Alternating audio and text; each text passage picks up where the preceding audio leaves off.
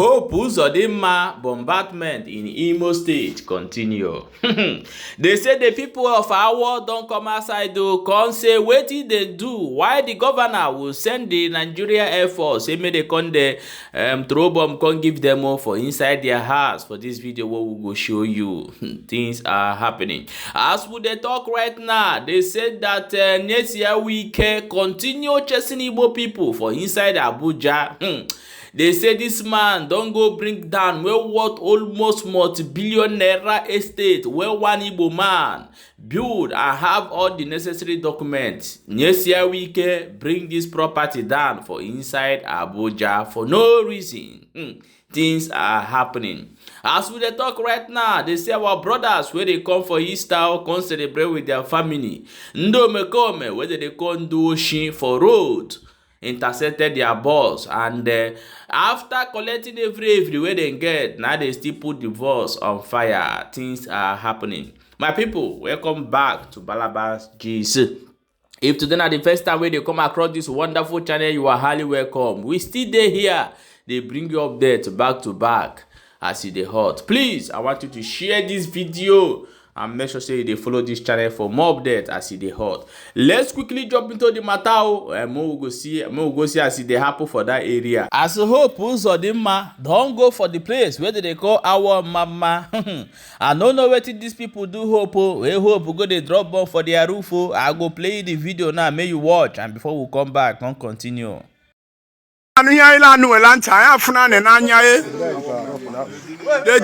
Bomb abadi elule no fuka ihe bomb mere ulo mmadụ ọrụ na anụ ke kwanelu bo ogun ke kwalu bo ogun lekwen no bomb shi boale le dini no bomb shi boale go kokoro ihe na anụ na ntem bụ afuna m n'anya korokoro lekwen ye bo ogun nwam ni biakwa ni gere ni eyi ni ekwe m na ifu bomb la ndume bomb ezigbo bomb o onye ka ile anwụrụ okwu onye ka ya lubo ogun nwere okwu edin no bomb shi la ulo nwa mmadụ ya to mbakịtọ ulo nwatakịrị nọ na anụ lubo ogun lo ma jara le dinie ọ dịkwa egwu o edin ulo mmadụ bomb ala anụ na ntị ka ala atụwa ya atụ agbari ulo aye edin le dini ihe bomb bụrụ.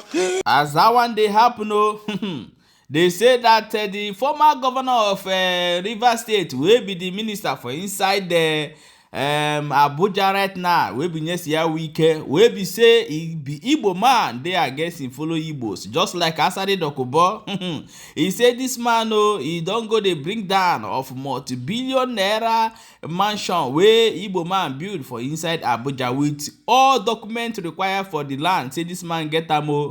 I will play the video. May you hear as the dictator come where they go. But this na very big lesson give to Igbos. Ali Igbo is very beautiful to invest on. I don't know why you people still want to die for your enemy house. We don't want you for their land. Watch this video before we come back and continue.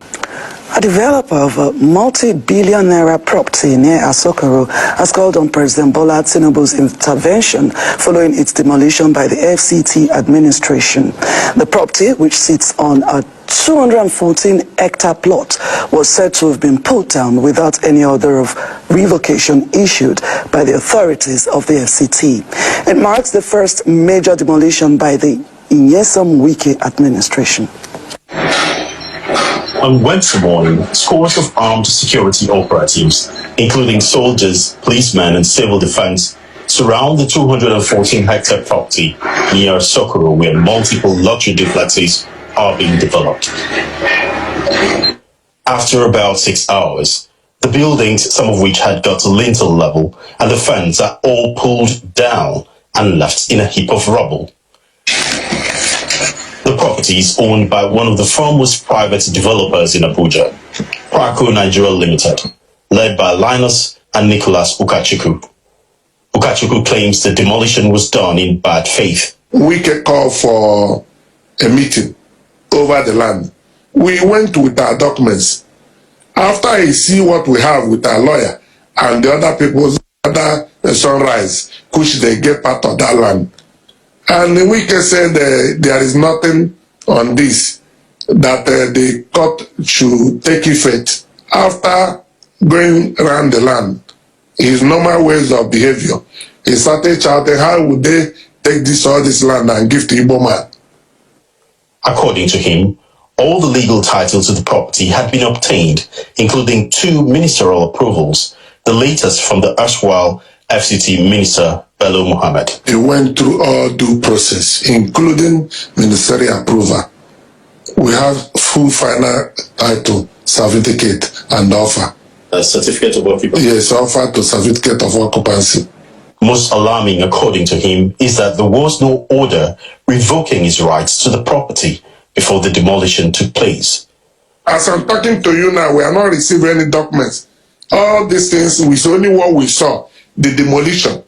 The title has not been revoked, we have not been served. Ukachukwu also insists the action of the Minister of the FCT runs contrary to 2 pending court orders restraining any action by the FCT on the plot of land. 2 separate courts issued different court order restraining him from tampering or doing anything in those property.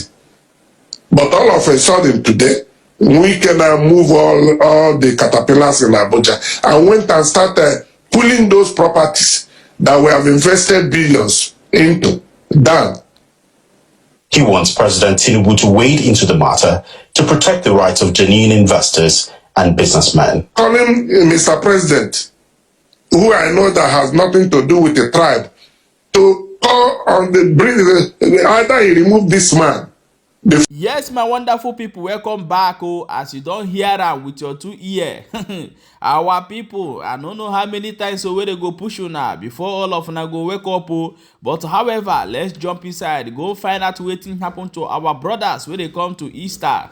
See as this dome come, carry put fire for inside their boss. So as we they talk right now, they say they don't get every for that road where they watch as they talk am before we come back, come continue. Moto mjalista moto face na chai barna sindoli jida ni jabo de mai tate chicha yini na enweru chicha anye mo moto kporo anya ba ni me moto lock di moto tie moto ko but thank God onworo onye obuna nwurunu onworo onye obuna lost so only thing we lost all that we are traveling with and lost our belongings, but I thank God today that nobody also injury ka enweru no onworo most thing but ndo anya dara anyị go to save. So no be dry. We thank God on motivate Angela list here. Tatabu Friday night I barono. Friday night. Yes. Which is try that if try up yourself more the any kind. Wait for it. Yeah. On the Kaira Chana moto. The 14 passengers will be sorry. When they jump body chow, when they jump bully chow, when the body stroke on. Yeah, ni never sending us in the motor. I ain't chaining at the stranded. Stranded, I broke on Coberia. Stranded, I broke Coberia. Stranded, yeah, ni never this so name the travel. I ain't chaining it here. Around 2 o'clock. The good men.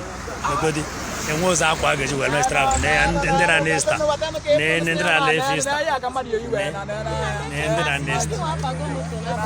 Then I nest. Jeff and they can finish well, sir. Yeah, in the Santa Rosa. Yeah.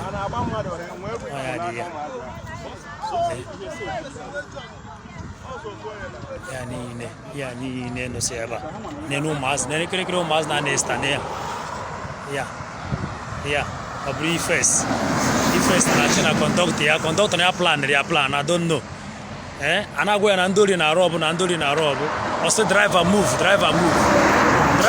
say Ibrahim jet says ndori in afia driver Ibrahim jet says ndori e fogabo end life fine here. That's it.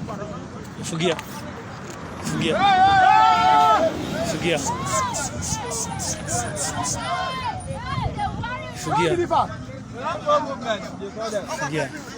Ne conduct time here. I know your face. No dear. Nah, dear.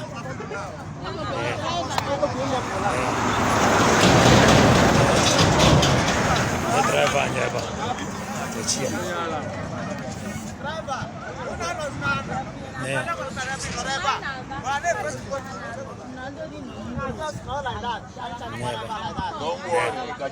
ihe ndị ori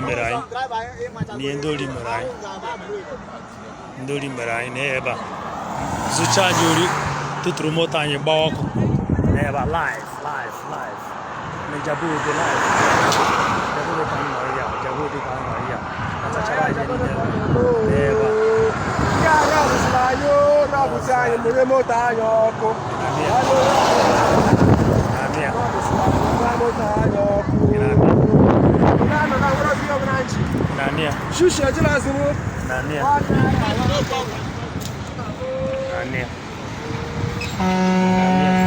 ndori zụrụ anyị gbaa moto anyị ọkụ.